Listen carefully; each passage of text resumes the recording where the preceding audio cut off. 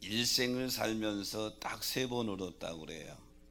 첫째는 페르시아 원정 갔을 때 페르시아의 고레스 왕 묘비 앞에서 통곡하며 울었다고 그럽니다. 인생이 아무리 부귀영화를 누리고 살아도 이렇게 한 개의 무덤밖에 남길 수 없는 인생이 허무해서 고레스 왕 묘비 앞에서 알렉산더 대왕이 첫 번째로 통곡하며 울었다고 그러고요.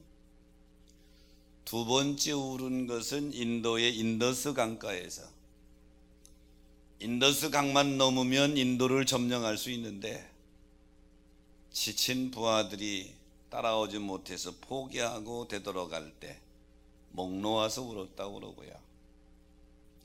세 번째는 부하들과 모래사장에서 씨름하고 졌을 때 넘어진 자기 그 자리를 보고 울었다고 그럽니다.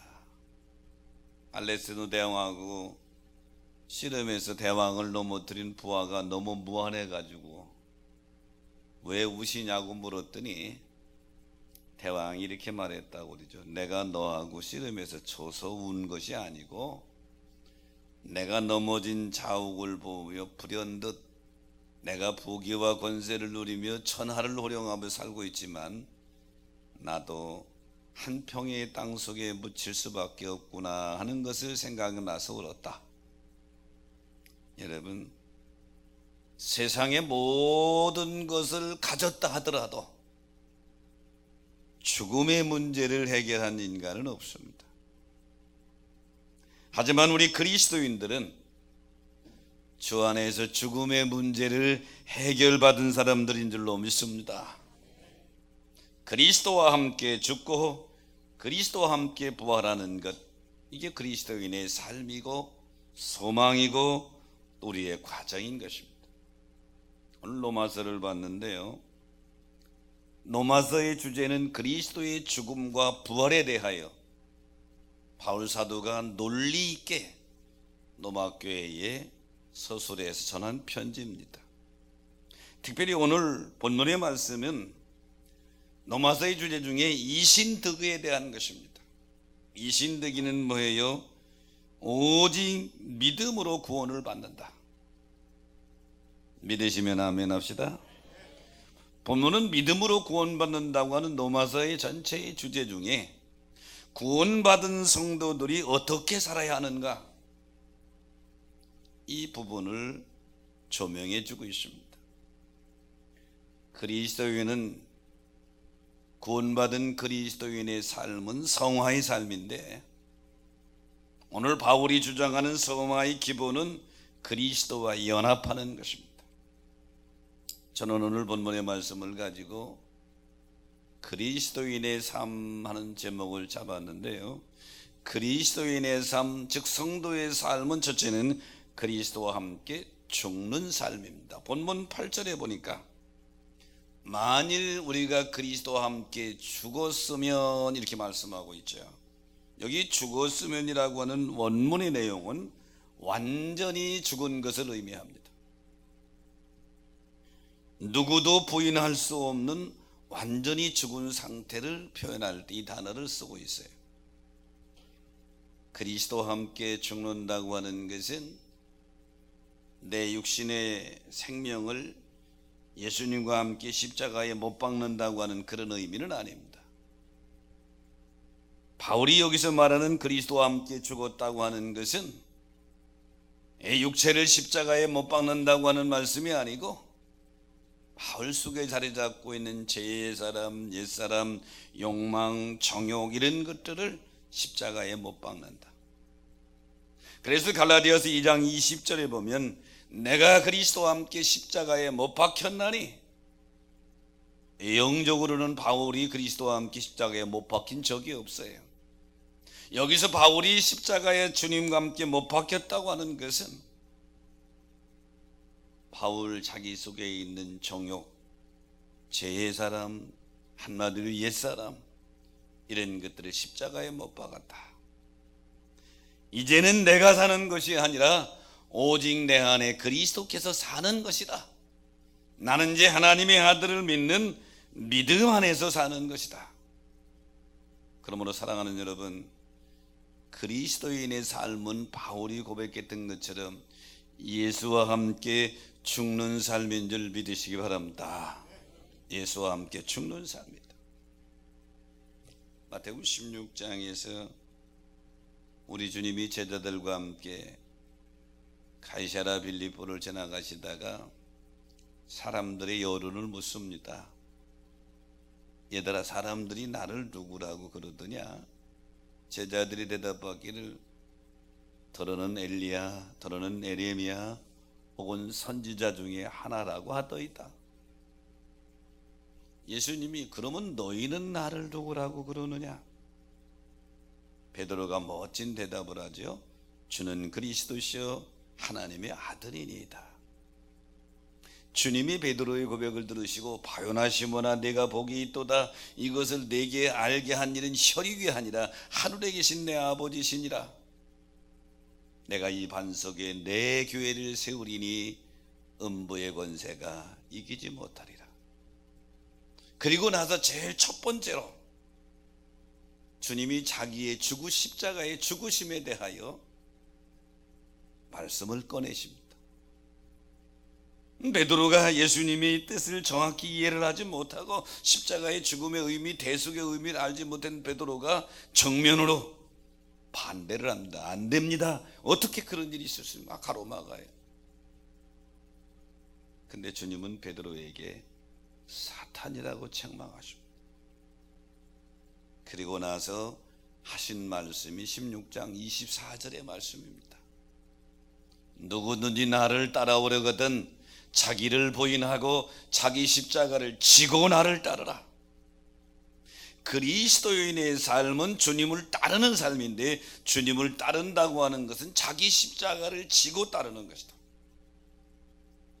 자기 십자가를 진다고 하는 것은 내 자아를 버리고 예수와 함께 죽는 것이며, 나를 포기하고 내 안에 그리스도로 채우는 것을 의미하는 것인데, 그래서 바울 사도는 고린도교에 편지하면서 15장 31절에 보면 나는 날마다 죽노라 그랬습니다.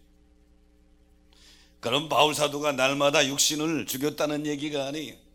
바울 속에 자기도 감당할 수 없는 옛사람의 요소들, 죄의 요소들, 욕망의 요소들을 날마다 십자가에 못 박는다.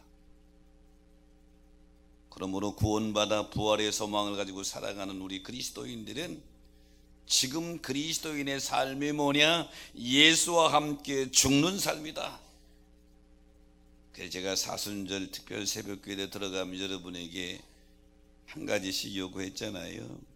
도저히 내가 힘든 것들, 그동안 끊지 못했던 죄의 요소들 한 가지 이상씩 죽여보자고. 실천하신 분 아멘? 대답이 실천해보신 분은 아멘? 그래도 대답 이렇게 어려워요.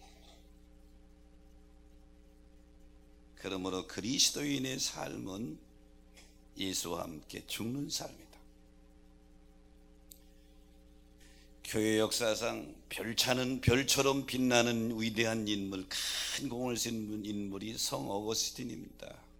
우선 성 어거스틴은 중세와 근대 신학의 모태로 할 만큼 신학 사상을 체계화 정리한 사람입니다.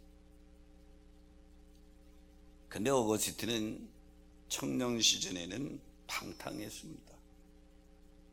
방탕의 도시인 카르타고에 살면서 죄에 깊이 빠져서 죄의 맛을 누리며 살아갔어요. 그러다가 20대 때에는 이단인 만유교에 빠져서 헤매이기도 했고요. 32살 때 밀라노에서 유명한 암브로스의 설교를 듣다가 거기서 크게 회심하고 돌아선 사람이 어거스틴입니다. 어거스틴이 완전히 돌아선 이후에 경건 생활을 열심히 성경을 아주 가까이 했고 늘 기도하며 살았어요. 그러다가 어느 날 길을 가다가 오거스틴이 젊었을 때 자주 가던 술집 주인 여자를 만났어요.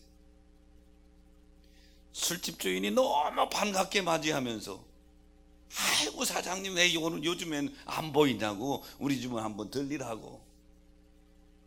그때 오거스틴이 뭐라고 말한 줄 알아요? 옛날 오거스틴은 죽었습니다. 그리고 나는 새 사람이 되었습니다. 그리스도인은 예수와 함께 죽은 사람입니다. 또 예수와 함께 죽어가는 사람인 줄로 믿습니다. 예수와 함께 죽어가는 사람이 그리스도인의 삶이다. 그래서 바울 사도는 나는 날마다 죽는다고 말했고, 오늘 로마 교회에 편지하면서 만일 우리가 그리스도와 함께 죽었으면 그리스도와 함께 죽는 것이 그리스도인의 삶이다. 아직도 믿음의 길을 걸어가면서 죽지 못한 많은 부분들을 주님 십자가 생각하면서 하나하나 잘 죽여가시기를 축원합니다. 그리스도인의 삶의 두 번째는 그리스도와 함께 사는 삶입니다. 오늘 본문 8절 마지막에 보면 그와 함께 살 줄로 믿노니 이렇게 말씀하고 있죠. 엄밀한 의미에서는 그리스도와 함께 죽는 것과 그리스도와 함께 사는 것은 같은 개념입니다. 여기 좀 물컵에 물이 있어요. 제가 좀 마셔볼게요. 마셔서 물이 주는 것만큼 그 안에 공기가 채워진 거죠. 내가 그리스도와 함께 죽는 것만큼 예수 그리스도가 주인으로 내 삶을 지배하게 되는 줄로 믿습니다. 이게 바로 주의 형상과 모양을 담는 것입니다.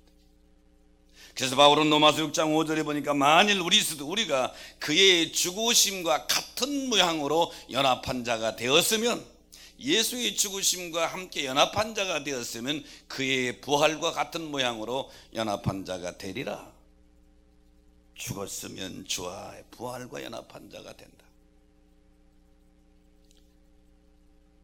오늘도 그리스도와 함께 부활하는 또 하나의 삶이 연속되시기를 축복합니다. 지금 우리는 신앙생활을 크게 방해받지 않고 신앙생활하지만 초대교회 당시만 해도 예수 믿는다고 하는 것은 많은 것을 포기해야 했습니다. 생명의 위협을 느껴야 했습니다. 목숨을 담보로 해야 신앙생활을 했단 말이죠. 핍박을 피해서 고향 자기 친척 집을 떠나서 유랑하는 생활을 해야 했습니다. 이런 사람들에게 편지한 편지가 베드로의 전서입니다. 그게 베드로전서에 처음 보면 흩어진 나그네라는 표현을 쓰지요. 사방에 행하는 사람들로만 가득 차 있습니다.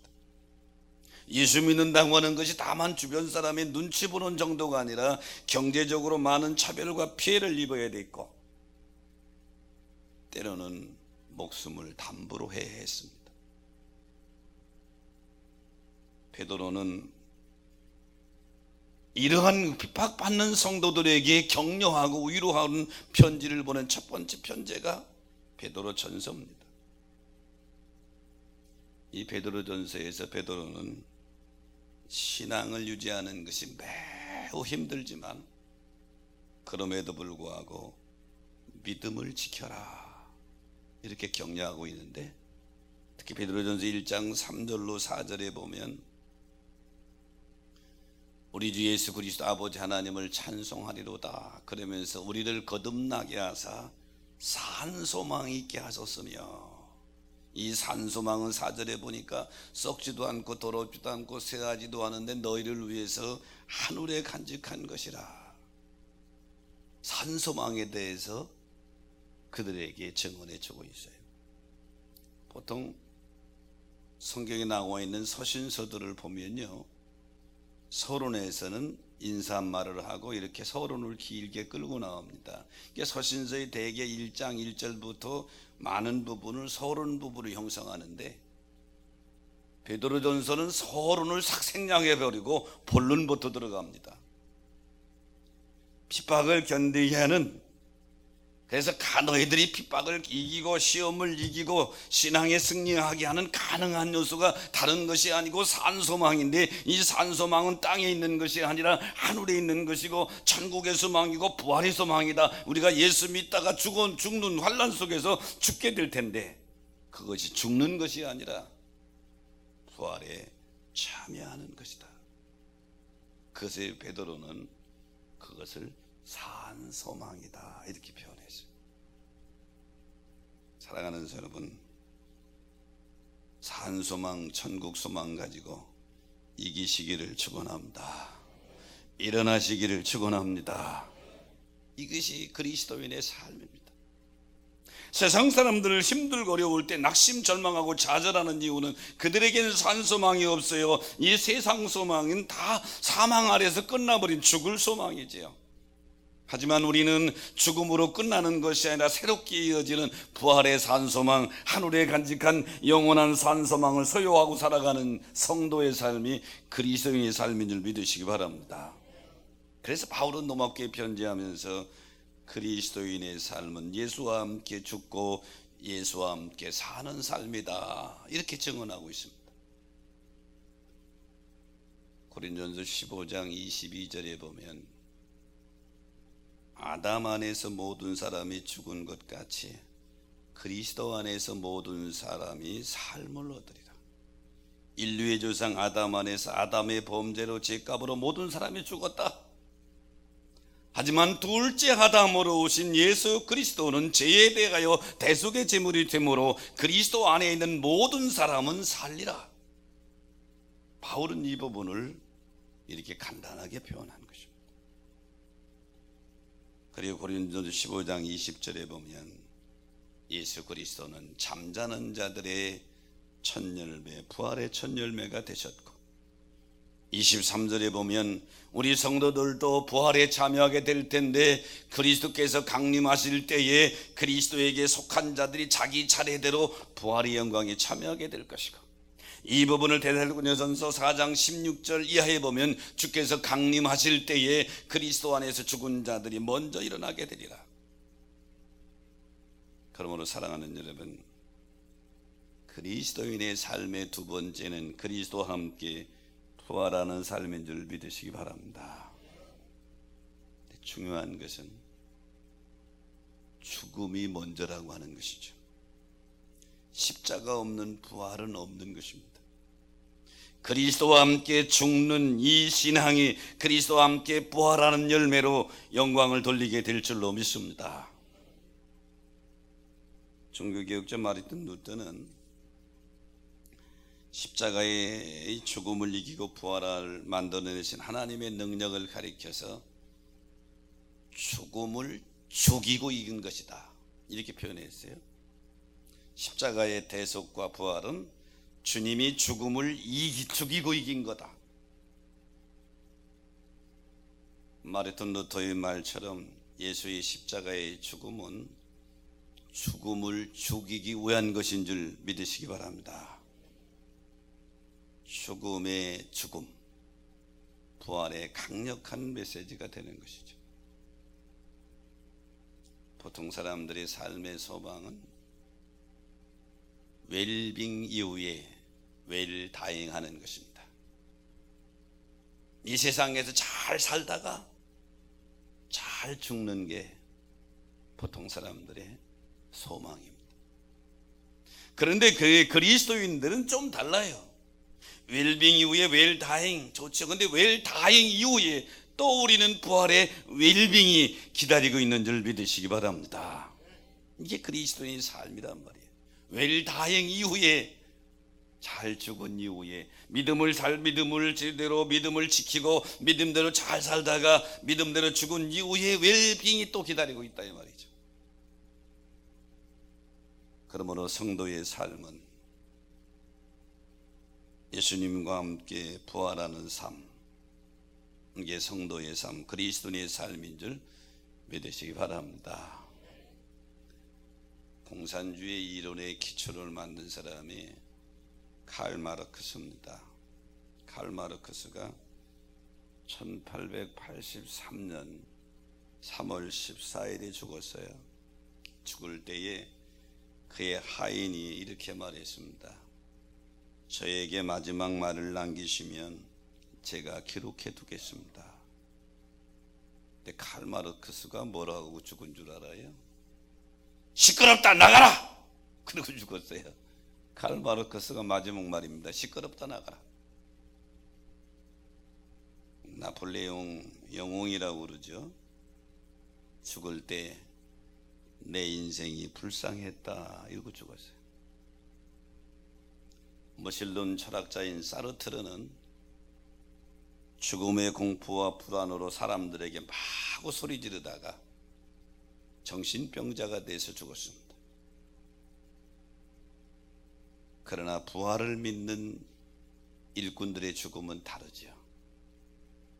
무디 목사는 죽음 앞에서 나는 죽는 것이 아니라 더 높은 곳으로 옮겨간다 이러고 죽었고, 감리교 창시자 존 웨슬리 목사는 88세에 죽었는데 죽으면서 이렇게 말했어요. 모든 것 중에 가장 좋은 것은 하나님이 지금 나와 함께 함이니라. 웨슬리는 이러고 죽었고요. 칼빈은 주님 나는 더 할 수 없이 만족합니다. 죽음 앞에서 그리고 행복한 모습으로 눈을 감았어요.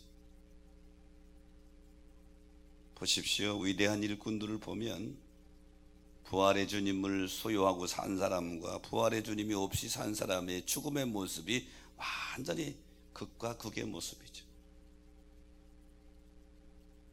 제가 예언 하나 할까요? 저나 여러분이나 반드시 이 세상에서는 죽습니다. 기분 나빠도 동의하세요?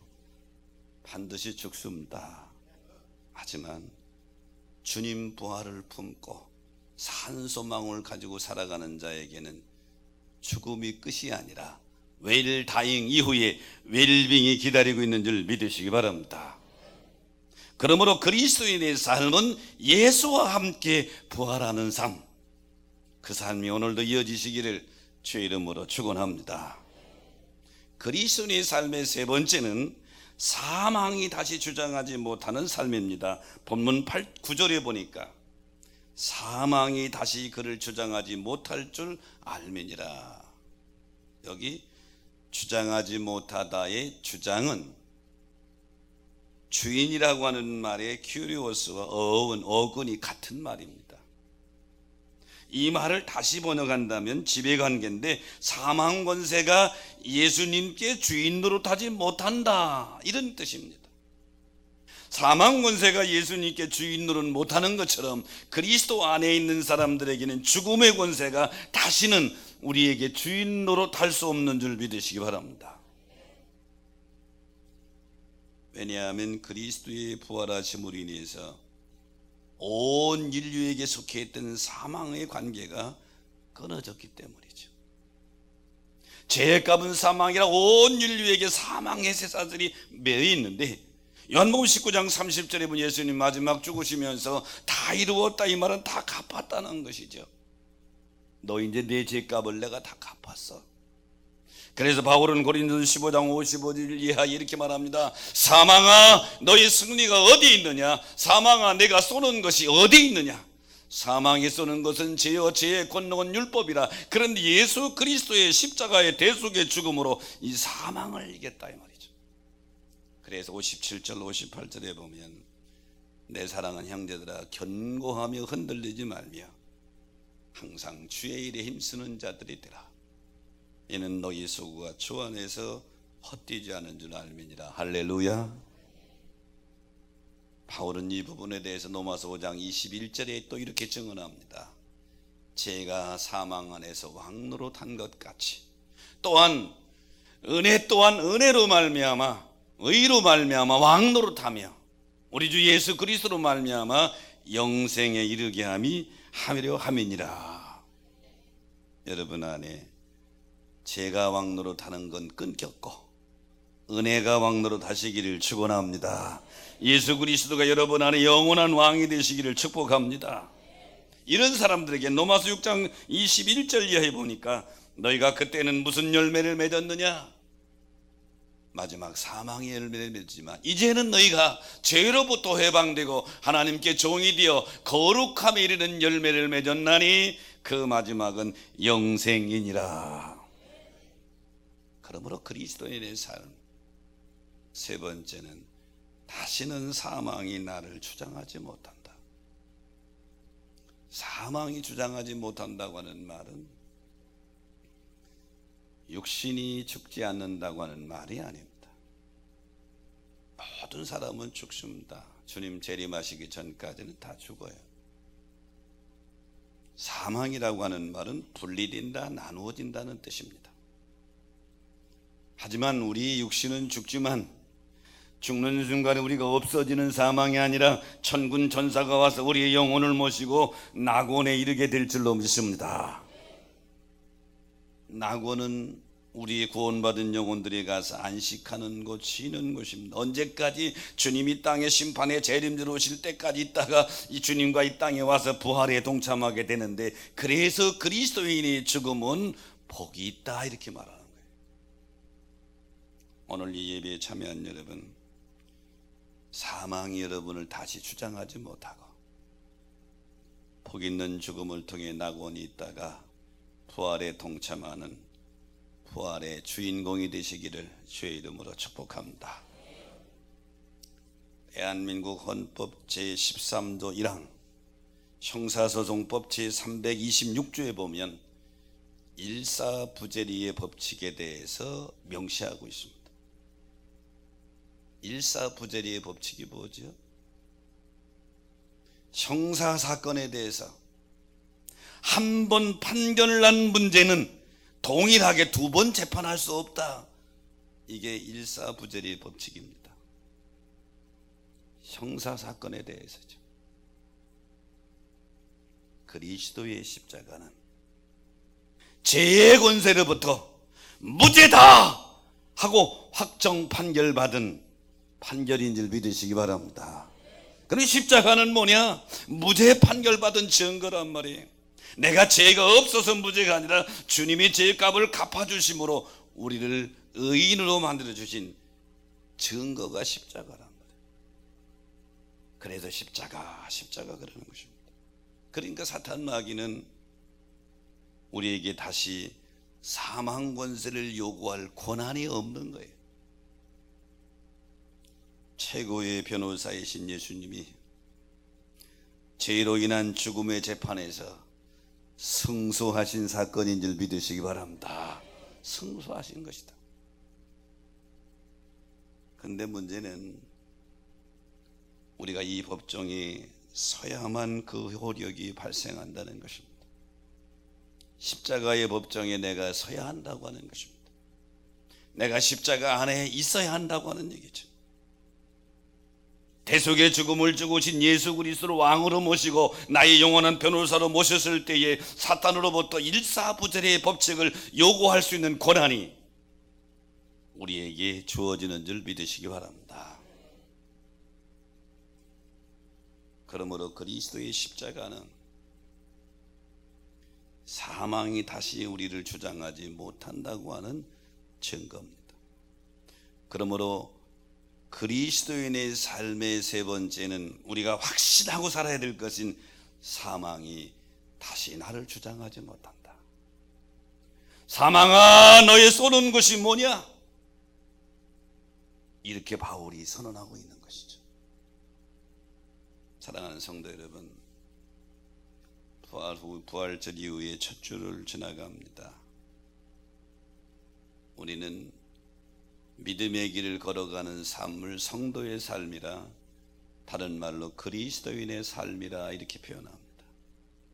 자, 구원받은 성도가 살아가는 그리스도인의 삶이 뭐냐? 첫째는 예수와 함께 죽는 것이다. 아직도 죽여야 될 부분이 많이 남아있죠. 또 예수와 함께 많이 잘 죽으시기를 축원합니다. 성령의 도우심으로 기도함으로 영의 사람이 되어만이 가능한 것이죠. 그리스도의 삶 두 번째는 죽는 것만큼 부활하게 됩니다. 그래서 그리스도와 함께 사는 삶, 그리스도와 함께 부활하는 삶. 그리고 세 번째 꼭 기억해야 될 것은 이제는 내가 부족하지만, 내가 연약하지만 여전히 죄의 요소를 가지고 있음에도 불구하고 사망이 다시 우리를 주장하지 못하는 줄 믿으시기 바랍니다. 이 말씀을 가지고 오늘도 여러분의 삶이 승리의 발걸음 되시기를 주의 이름으로 축원합니다. 찬송하면서